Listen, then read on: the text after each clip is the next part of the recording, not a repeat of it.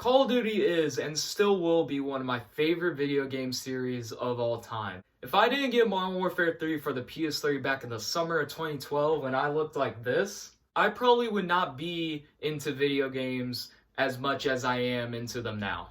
I also credit Modern Warfare 3 and Call of Duty for introducing me to the wonders of the internet like YouTube and shit talking on the internet. You're garbage! The internet is filled with wonders, whether really good or really bad. I don't know. Notice me, senpai! Notice me! Of course, the golden age of Call of Duty is long gone now, and even though we're sorta in the dark times, I still find a good way to have fun with the Call of Duty that comes out every year. Except Black Ops 4. That is probably the worst Call of Duty I've played so far in my life, but I'll talk about that in another video, if I ever make another video about Black Ops 4, which I won't. I'll just keep calling it shit. With Black Ops 4 leaving a bad taste in my mouth, you know I was excited when the new Modern Warfare trailers were coming out. I mean, the Enter Sandman trailer for Modern Warfare multiplayer got me so hyped, and it's only a coincidence that I'm wearing this And Justice for All t-shirt. I mean, just take a look at this trailer.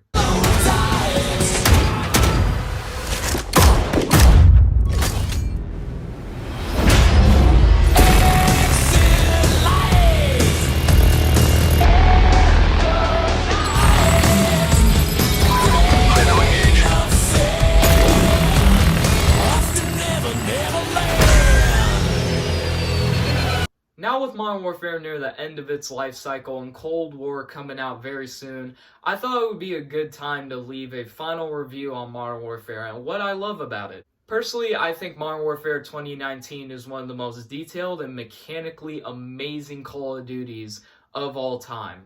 Without further ado, let's get into why I love Modern Warfare 2019 so much. The Modern Warfare campaign is one of my favorite parts of the game. The story, it's okay. It could be better in my opinion. What I love most, however, is the realistic environments the players set in, the actual real-life tactics that are used by the military in the game, as well as enemy behavior and little details in the story and gameplay. We'll start off with the environments the players set in. Most Call of Duties use a very linear pathway throughout most of its levels and settings. But the settings you're thrusted in Modern Warfare 2019 feel like it's actually been fought in before in real life. Take for instance the mission Hunting Party. You're making your way fighting through this abandoned city to go up to your main destination, a hospital. It's very clear urban warfare with some vertical play and corner checking, but you can still rush through it.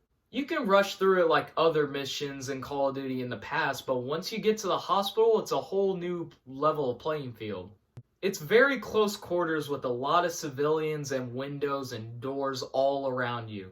The game forces you to take your time, slow down, and slowly make your way and clear rooms throughout the hospital. Another good example of environments is Piccadilly. In Piccadilly, a terrorist attack ensues and the only real cover is the cars and little kiosks and buildings around the city town.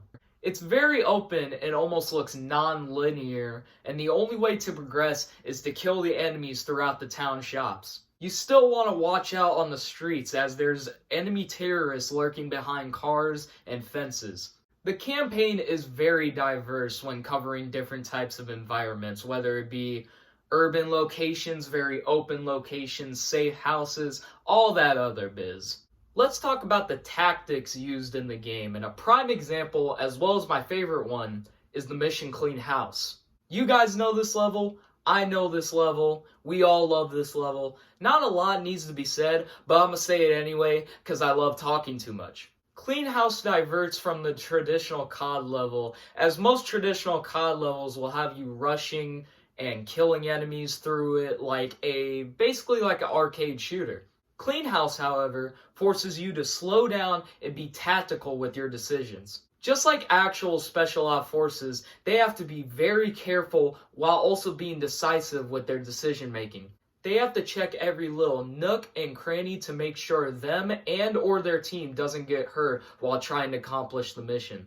You have to decide in a flash whether or not a civilian is a target or a threat, and hesitating could very much well lead to your death. I also just want to point out, in Clean House, if you kill the baby 3 times in a row, the game will give you a screen saying, "Are you serious?" and then kick you out to the main menu. Enemy behavior is probably the best in any COD game. Enemy behavior could also tie into environments, so let's keep that in mind. Let's go back to Clean House and Hunting Party. While clearing rooms in Clean House, some targets will take cover behind furniture, like any normal enemy, but some will also take their partners as hostage or even hide under beds. They'll also hide behind bedroom doors and bathroom doors and just blind fire, so watch out for that. In Hunting Party, as you move through the hospital, you stumble across a room of wounded civilians. But hold up! Wait a minute! Something ain't right! Some of these wounded civilians are actually terrorists in disguise, appearing wounded to catch you off guard, and BAH! These type of missions make me wish a Call of Duty would come out one year and just make most of the missions, if not all of them, just like Clean House or Hunting Party.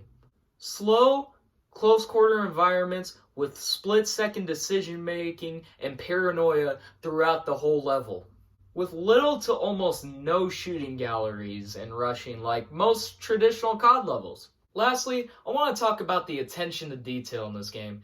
It's not totally going to be in order, so I'm just going to list off what I found while playing the game this year. In the mission Hometown, you play as young Farah and Hadir, and by the end of the mission, you have to use a .44 Magnum, or 357 Magnum, whatever, just a revolver Magnum, fuck it. You have to use the revolver to kill the enemy soldiers so you can drive off into the truck and complete the mission. Since you're a little kid, when you pick up the gun, it's very heavy and you sway all over the place. It's hard to aim down and it's super hard to pull the trigger and also control the recoil while aiming at the enemy. In the mission Captive, you flash back again as Farah and you escape the prison and steal some AK-47s on your way out. While even though you have some training with weapons, you're still not a professional. You can still reload the gun and fire it fine, but it's a lot slower and less tactical since you're not professionally trained. Captain Price's facial hair. Enough said. On the multiplayer side of things, there's a lot to uncover and I don't want to make this video super long, so I'll link a playlist down in the description of all the attention to detail in multiplayer from a channel called Nemsk. Go check them out. I know I didn't mention the decisions you get to make in the game, for example, whether or not you want to torture the butcher and kill him in front of his family or not even participate in the torture at all. But decisions like that don't really affect the game's story that much or the ending. Like at all. But yeah guys, this is my review of Modern Warfare's detail and gameplay. I hope you enjoyed. If you want to have a discussion down in the comments, leave one and I'll get to it. We can have a civil discussion and what we like, what we don't like, and that could be that. If you want me to make more reviews / essay type of videos on games that I like or games that you even enjoy, make sure you leave that like button. Right now I'm about to beat GTA 5 story mode and I'm definitely going to have a review on that because I have a lot to say about that game. I'll have a video on GTA 5 story mode sometime in the future. But yeah guys, this is going to be it for the video. Make sure you leave a like, comment, subscribe. And yeah guys, it's been Benny Boy. Later.